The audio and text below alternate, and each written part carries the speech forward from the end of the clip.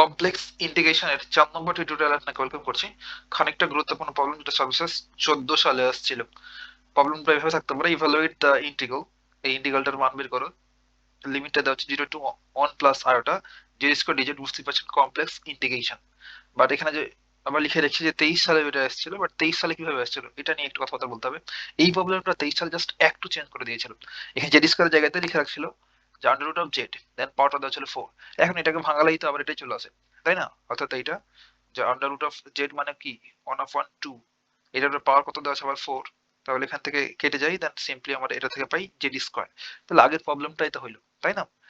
23 সালে দেওয়া ছিল ইভালুয়েট দ্য ইন্টিগ্রাল, দেন এইটা দেওয়া ছিল। তো একই জিনিসকে মিন করছে। এই প্রবলেমটা এই নিচে দেওয়া আছে, এইভাবেও থাকতে পারে। অর দিয়ে লিখে রেখেছি ইভালুয়েট দ্য ইন্টিগ্রাল, দেন দেওয়া আছে যে integration over the curve c কিংবা along the curve C F of Z dz. F of z হচ্ছে একটা কমপ্লেক্স ভ্যালুড ফাংশন। আর এই এফ অফ জেডটা কি সেটা আবার ডেসক্রাইব করে দেওয়া আছে, ওয়ার এফ অফ জেডটা হচ্ছে F of z equals to Z square. অর্থাৎ এফ অফ জেড এর পোর্শন আমরা জেড স্কোয়ার পুট করবো, এন্ড এই যে ওভার দ্য কার্ভ সি বা অ্যালং দ্য কার্ভ সি ইন্টিগ্রেশনটা করতে হবে। আর আমরা জানি কমপ্লেক্স ইন্টিগ্রেশনের ক্ষেত্রে নির্দিষ্ট কার্ভ বরাবর যাইতে হয়, বলে দেওয়া থাকে আমাদের কোন কার্ভ বরাবর ইন্টিগ্রেশন করব। তাহলে এই কার্ভ সিটা কি এখানে বলে দেওয়া আছে, C is the segment from Z equals to 0 to z equals to 1 এবং আবার z equals to 1 to z equals to 1 plus iota কার্ভটাকে ডেসক্রাইব করে দেওয়া আছে। এই সময় আমরা প্লট করলে সুন্দর একটা কার্ভ পেয়ে যাবো, দেন সেই কার্ভ বরাবর আমরা ইন্টিগ্রেশন করবো, তবে আমাদের আনসারটা চলে আসবে। বাট এই কার্ভ নিয়ে একটু কথাবার্তা আমাদের বলতে হবে। আর প্রিভিয়াস 2-3টা টিউটোরিয়াল জুড়ে এই বক্ররেখা নিয়ে কথাবার্তা বলছিলাম, বাট দেখছিলাম যে বক্ররেখা দুই প্রকার হতে পারে, যে একটা হচ্ছে ক্লোজ কার্ভ, একটা ওপেন কার্ভ, তাই না? তাহলে ক্লোজ কার্ভ আমরা বুঝতে পারতাম যদি এমন হয় যে স্টার্টিং পয়েন্ট এটা হচ্ছে জেড অফ এ যদি বলি, দেন ঘুরে এসে আবার এন্ডিংটা এই পয়েন্টেই হয়। অর্থাৎ যেখান থেকে শুরু হয়েছে আবার শেষটা যদি ওখানেই হয়, তখন এই শেষ পয়েন্টটাকে আমরা বলি জেড অফ বি, তাই না? দেন যদি এমন হয় যে Z of A equals to Z of B, তখন সেই কার্ভটাকে আমরা বলতাম ক্লোজ কার্ভ। এই ক্লোজ কার্ভটাকে আমরা ইন্টিগ্রেশন করার সময় এইভাবে প্রকাশ করি যে একটা সিম্পল একটা ইন্টিগ্রেশন সাইন দেওয়ার পর এর ভেতরে একটা স্মল সার্কেল দেওয়া থাকে, দেন এই যে ছোট্ট করে সি লেখা থাকে, দেন এটা দ্বারা মিন করে যে ক্লোজ কার্ভ। বাট যদি ওপেন কার্ভ হয়, ওপেন কার্ভের ক্ষেত্রে কি হতো, সিম্পলি ধরেন এখানে একটা স্টার্টিং পয়েন্ট জেড অফ এ, এখান থেকে যাত্রা শুরু করে একটা কার্ভ এইভাবে চলে গেছে, এটা হচ্ছে আমাদের এন্ডিং পয়েন্ট, এটা বলছি জেড অফ বি। এক্ষেত্রে এই কার্ভটাকে আমরা ইন্টিগ্রেশন করার সময় প্রকাশ করি ভাবে সিম্পলি একটা ইন্টিগ্রেশন সাইন দেওয়ার পর নিচে ছোট্ট করে সি লেখা থাকে। তাহলে আমরা এটা দেখে বুঝতে পারছি ভাই যে আমাদের যেখানে কার্ভটা আছে সে কার্ভটা হচ্ছে ওপেন কার্ভ বা খোলা বক্ররেখা। আর এভাবে যদি দেওয়া থাকে ভেতরে এই স্মল সার্কেল, তখন আমরা বলবো এটা হচ্ছে ক্লোজ কার্ভ বা বদ্ধ বক্র রেখা। বুঝতে পারলাম? এখন আমরা এটাকে ডেসক্রাইব করে করে ফিগার ড্র করে করে প্রবলেমটা সলভ করব।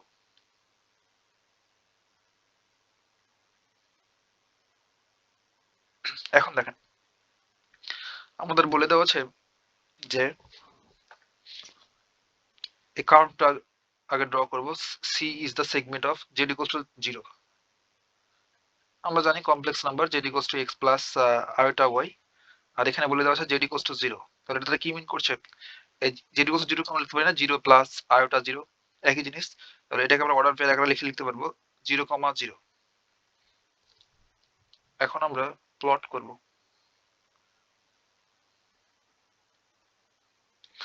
ফিগারটা ঠিকঠাক ড্র করতে পারলে আমাদের ম্যাথ কিন্তু অর্ধেক হয়ে যাবে। হ্যাঁ,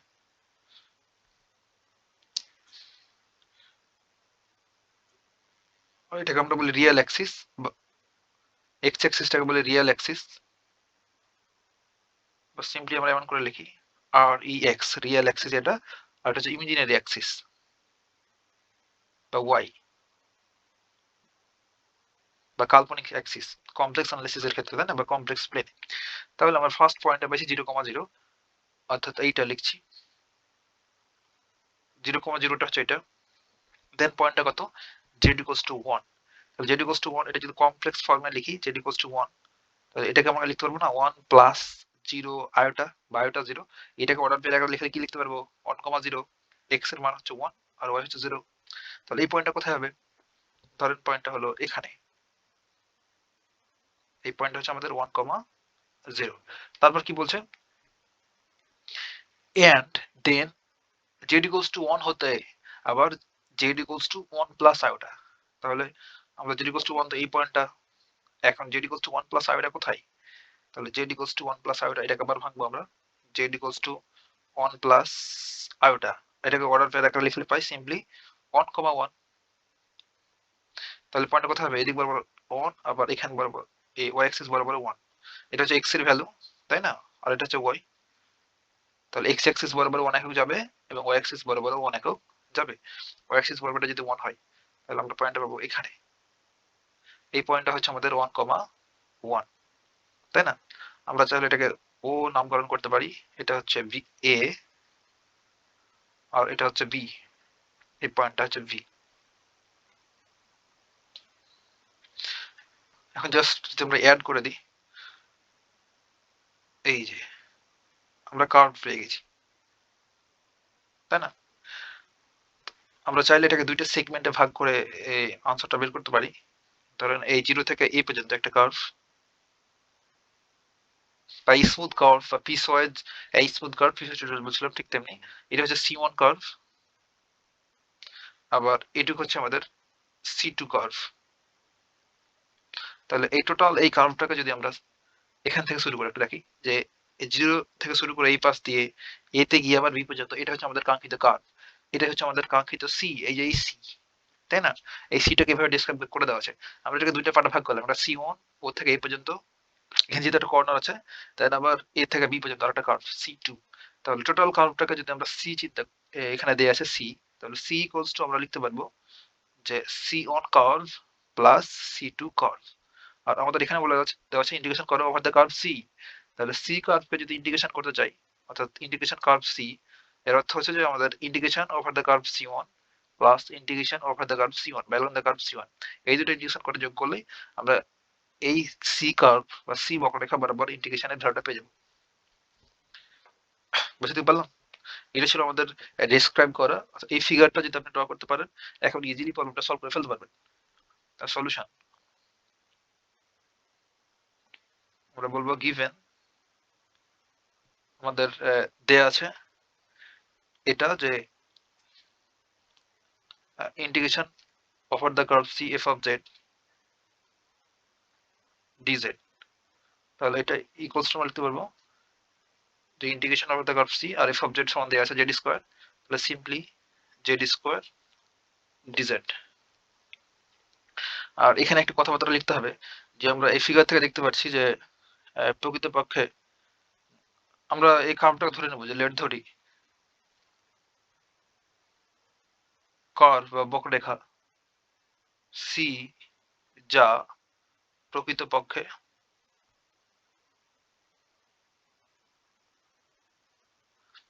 আমরা যদি এইভাবে করে দেখা যায় ও এ প্লাস ও বি, তাই না? আমাদের কার্ভটা ও এ প্লাস ও বি। কিভাবে আপনি এমন করে লিখতে পারেন এটাকে, যে ও এ হচ্ছে আমাদের C1 কার্ভ প্লাস C2, আর এই যে ও আর এ বরাবর, ও এ বরাবর আমাদের জেড ইকুয়ালস টু এক্স। আমরা যখন কমপ্লেক্স অ্যানালিসিস পড়ি ভাই, তখন এই এক্স অ্যাক্সিসটাকে কি বলি? Real Axis. আর এই ওয়াই অ্যাক্সিসটাকে বলি ইমাজিনারি অ্যাক্সিস। তো এখানে একটু কথা, যে এটা একটু নিচে নামাই দেখায়, দেখেন এটা বাইরে করছি আউটসাইডে, যে আমাদের Z equals to x plus আইটা ওয়াই, তাই না? একটা কমপ্লেক্স নাম্বার। যদি বলি রিয়াল, রিয়াল জেড, রিয়াল পার্টটুকু কত? এটা এক্স না? তাহলে এই কমপ্লেক্স নাম্বারের রিয়াল অংশটুকু হচ্ছে জেড ইকুয়ালস টু এক্স, আর ইমাজিনারি অংশটুকু হচ্ছে জেড ইকুয়ালস টু এই যে আইটা ওয়াই, তাই না? হ্যাঁ, আর এখন এগুলো আমাদের ভ্যারিয়েবল আকারে লিখতে হবে, চেঞ্জেসটা কি বরাবর হচ্ছে। তাহলে ও এ এই পয়েন্টে আমাদের পরিবর্তনটা হচ্ছে কার ভ্যালু হয়? এক্স এর ভ্যালু বা এক্স এর মানটা। তার জন্য আমরা বলতে পারবো এটা যে জেড ইকুয়ালস টু এক্স, এটা আমাদের নিতে হবে। আবার আমাদের এই এ থেকে যখন বি তে যাচ্ছি, তখন কার মানটা পরিবর্তন হচ্ছে ওয়াই এর। তার জন্য আমাদের তো ফিক্সড দেয়া আছে, এক্স এর ভ্যালুটা হচ্ছে আমাদের ফিক্সড 1। এই যে এবার আসছি, তখন এখানে 1 পাচ্ছি, এই 1 থেকে আবার যাচ্ছি কোথায়?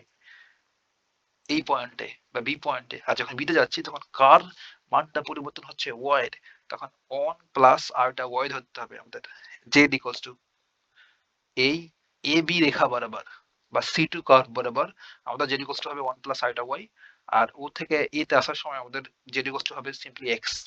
এই দুটা কনসেপ্ট যদি আমরা বুঝতে পারি তাহলে প্রবলেমটা আর কোথাও ঝামেলা মনে হবে না। বুঝতে পারলাম? অর্থাৎ রিয়েল অ্যাক্সিস বরাবর আমাদের পরিবর্তনটা হচ্ছে x এর ভ্যালু, আর এই রিয়েল অ্যাক্সিস এর উপরে তো y এর কোনো ভ্যালু নাই ভাই, তো y এর কোনো প্রয়োজনই নাই, অর্থাৎ x প্লাস 0 i লিখতে পারি বা 0 y লিখতে পারি, তাই না? আর এটা এখানে x টা ফিক্স থেকে গেছে এখানে 1, দেন উপরে যাচ্ছে তখন আমাদের পরিবর্তন হচ্ছে কি y। তার জন্য আমরা এমন করে ভ্যারিয়েবল আকারে লিখলাম। এই দুটো কনসেপ্ট ইউজ করে আমরা এখন প্রবলেম সলভ করব। তাহলে আমাদের এইভাবে ছিল। ওকে,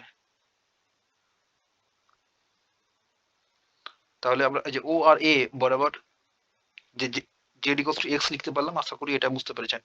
এবং আমরা যে এ বি বরাবর কি লিখবো, এ বি বরাবর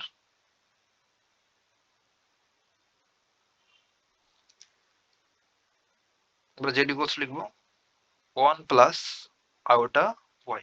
এই যে এখানে 1 তো ফিক্সড, এক্স এর ভ্যালু এটুকু হচ্ছে 1, এই যে 1 আর উপরে গেছে তাহলে ওয়াইটা চেঞ্জ হচ্ছে, তার জন্য জাস্ট ওয়াই আকারে লিখলাম। এখন এগুলো পরবর্তীতে আমাদের ইউজও করতে হবে, আর এটা ডেরিভেটিভ ফর্মুলা লাগবে, তার জন্য আমরা সিম্পলি এই জায়গায় এক্স এর এক্সপেক্টেড ডেরিভেটিভ করবো, এক্স অ্যাক্সিস বরাবর। তাই এটা যদি এক্স এর সাপেক্ষে ডেরিভেটিভ করি তাহলে এমন হবে যে ডিজেড আপন ডিএক্স, আর এই এক্স এর অন্তর্গত হচ্ছে 1, দেন ডিএক্স টা যদি উপরে উপরে পার করে দিই তখন আমরা লিখতে পারবো ডিজেড ইকুয়ালস টু ডিএক্স, তাই না?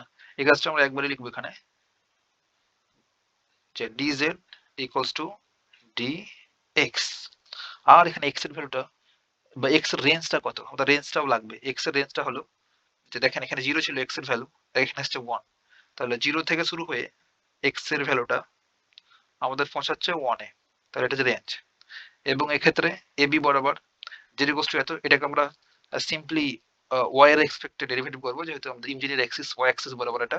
তাহলে ওয়াই এর এক্সপেক্টেড ডেরিভেটিভ করলে এটা এমন হবে যে ডিজেড আপন ডিওয়াই, প্রথমে তাই লিখে দেখাচ্ছি, ইকুয়ালস টু এই 1 এর ডেরিভেটিভটা হলো 0, আর এটার ডেরিভেটিভটা হলো সিম্পলি কত, সিম্পলি হবে আই। এই যে দেখেন এই ওয়াই এর ডেরিভেটিভ হচ্ছে 1, আর এই আইটা জায়গায় পড়ে থেকে গেল, দেন ডিওয়াইটা দুপাশে পার করে দিই তখন আমরা এমন করে লিখতে পারবো d z equals to I D Y, তাই না? এখন এই কথাটা একবার এখানে লিখবো, আমরা বোঝানোর জন্য এসব করলাম, যে অংশটুকু আমরা জাস্ট ওয়াই এর এক্সপেক্টেড ডেরিভেটিভ করছি, তাহলে এটা ইমপ্লাই করছে যে d z equals to iota d y. পরবর্তীতে আমরা যত জায়গাতে ডিজেড দেখবো তার পরিবর্তে আমরা ডিএক্স লিখতে পারবো, যত যত ডিজেড দেখবো ঠিক তত যত আমরা, সরি, হ্যাঁ, ডিজিট দেখবো ঠিক তত যত আয়োটা ডিওয়াই লিখতে পারবো। আর এক্ষেত্রে ওয়াই এর ভ্যালুটা পরিবর্তন কিভাবে হচ্ছে, এখানে ওয়াই এর ভ্যালু কত, এই যে 0, আর এখানে কত ভাই, এই যে 1, তাহলে পরিবর্তন হচ্ছে 0 থেকে 1, সেটা লিখে ফেলবো এখন, যে 0 টু 1 পর্যন্ত রেঞ্জ বা এটা ইন্টারভালটা। এখন আমরা ইন্টিগ্রেশনটা করে ফেলবো নেক্সট পেজে। তাহলে integration of the curve C Z square d z, তাই না, ইকুয়ালস টু, আমরা এটাকে দুটো পার্টে ভাগ করতে পারবো, এটা অ্যালং দ্য কার্ভ সি1, তখন আছে জেড স্কোয়ার ডিজেড। এর যে এখানে কনসেপ্টটা দেখাচ্ছিলাম যে দুইটা পার্টে ভাগ করে ফেলতে পারবো ইন্টিগ্রেশনটাকে, এই যে সি1 প্লাস সি2 piece wise smooth curve plus integration এবার কার্ভ সি2 বরাবর, দেন জেড স্কোয়ার ডিজেড।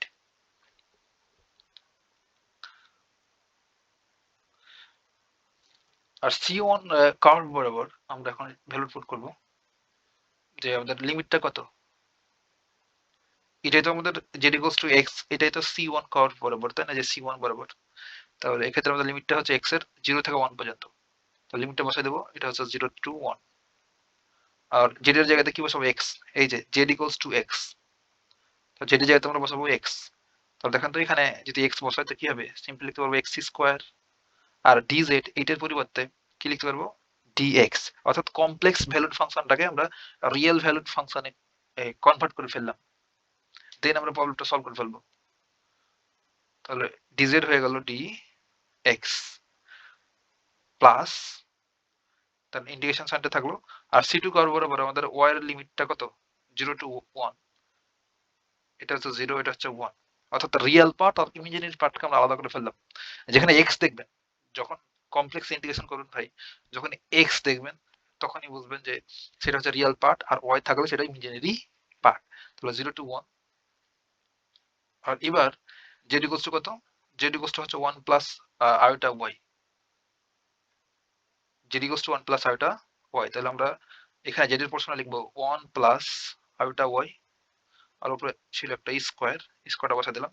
দেন dz, এটার পরিবর্তে কি লিখতে হবে? এই যে আয়োটা dy, তার আয়োটা dy।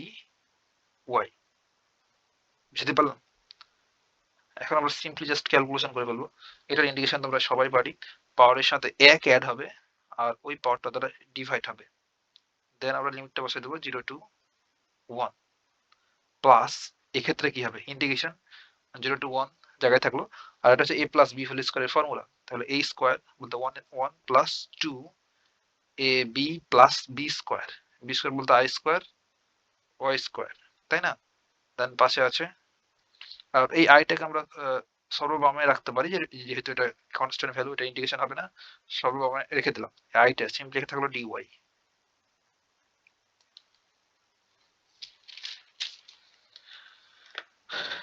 আমরা কি করি ভাই? আপার লিমিট মাইনাস লোয়ার লিমিট করি। তাহলে x এর জায়গায় আপার লিমিট বসালে কি হবে? 1ই হবে, আর নিচে আছে 3, তাহলে 1/3 মাইনাস ফর্মুলার আর upper limit minus lower limit. তাহলে লোয়ার লিমিট যেখানে বসা 0 বাই সামথিং, দ্যাট ইজ 0। তাহলে এইটা পেলাম, আর প্লাস এই আরটা জায়গায় থাকলো। দেন এই ইন্টিগ্রেশন 0 to 1, এই 1 জায়গায় থাকলো, প্লাস 2 আয়োটা y, আর এই যে i square, i square equal to কত জানি আমরা ভাই? i square equal to -1। তাহলে এটা যদি পুট করে দিই এখানে মাইনাস y স্কয়ার লিখতে পারবো, দেন dy। এবার ইন্টিগ্রেশন করে ফেলবো। এখানে সিম্পলি 1/3 থাকলো, প্লাস আয়োটা, এই 1 এর ইন্টিগ্রেশন হচ্ছে y, আর এখানে y এর ইন্টিগ্রেশনটা হচ্ছে,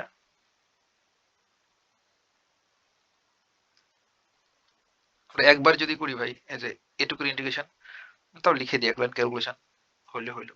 তাহলে 2 জায়গায় থাকলো, এই i জায়গায় থাকলো, y এর ইন্টিগ্রেশন হচ্ছে y স্কয়ার আপন 2, পাওয়ার সাথে 1 যোগ হবে, পাওয়ারটা ভাগ হবে, আর মাইনাস জায়গায় থাকলো, এটার ইন্টিগ্রেশন হচ্ছে y 3/3। দেন আমাদের কাজটা হলো যে এর লিমিটটা বসিয়ে দেওয়া 0 to 1। তো ভেতরে আরেকটা ক্যালকুলেশন করবো। এখানে 1/3 থাকলো, প্লাস আয়োটা, আর এখানে দেখেন 2 to 9 হয়ে যায়, এগুলো সুন্দর আকৃতি করবো। y প্লাস 2 to 9 হয়ে গেলে এখানে থাকে সিম্পলি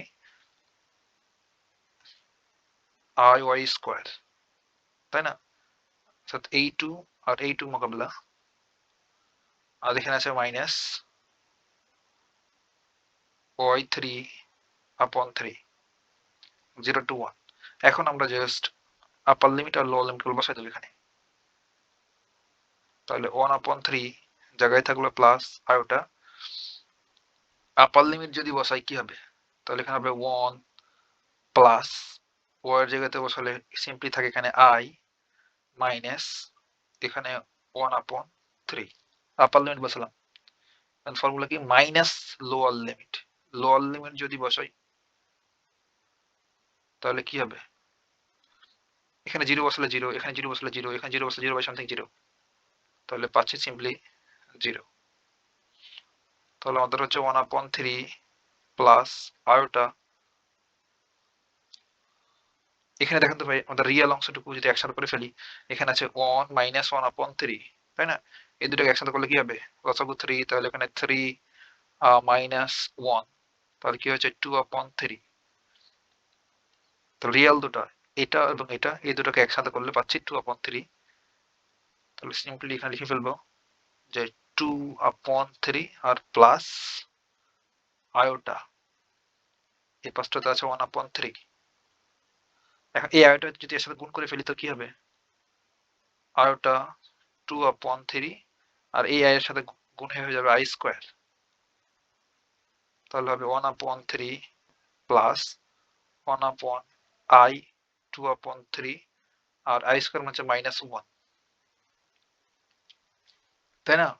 এখন আবার এই রিয়েল দুটাকে একসাথে করে ফেলবো। এটা হচ্ছে আমাদের রিয়েল, আর এটা হচ্ছে রিয়েল, তাই না? আর এটা হচ্ছে ইমাজিনারি।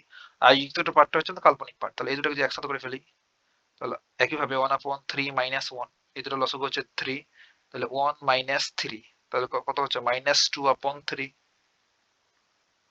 তাহলে -2/3 টা পরে লিখছি, -2/3, আর এটা প্লাস যেহেতু, এটা হচ্ছে আয়োটা 2/3। কিংবা চাইলে এখান থেকে 2/3 টা কমন নিয়ে লিখা যায় এভাবে। এখন যদি আমরা 2/3 এটা কমন নিই, দুই জায়গা থেকে, এখানে থাকে i মাইনাস, এখানে থাকে 1, কিংবা রিয়েল পার্টটাকে সামনে করেও আপনি লিখতে পারেন চাইলে। সামনে করে লিখলে কি হবে, 2/3, এখানে মাইনাস কমন নিতে হবে, তো -1 প্লাস আয়োটা বলতে পারেন, সেম জিনিস। অর্থাৎ এটা প্রথমে লিখলাম আর কি, রিয়েল পার্টটা সামনে রাখলাম, এটা হচ্ছে আমাদের কাঙ্ক্ষিত আনসার। অর্থাৎ ওই আমাদের এই কমপ্লেক্স ভ্যালুড ফাংশনটার ইন্টিগ্রেশন।